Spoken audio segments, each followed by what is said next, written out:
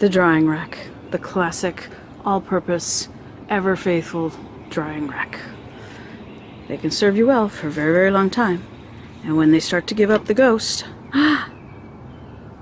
how do you put that back together and have it still function as a hinge? Can't glue it. Can't nail it.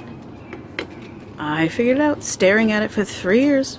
Or longer, actually, because I've had these forever, but staring at the broken one for 3 years, I figured out how to fix it. There it is. That, my dear friends, is a nylon glider from the bottom of a chair leg. I had one left over, and I said, wonder if that would work. I'll have to get some more to fix the other side, but basically, if you've seen them, it's basically a really big tack. You got this top part here, which has got a nail, and then it has this bushing. So I started the hole with Dremel so that it wouldn't split. So I wouldn't split the center post. So I started the hole, and then I nailed this stupid thing in.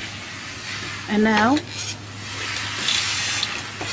it is still a hinge. I am so happy.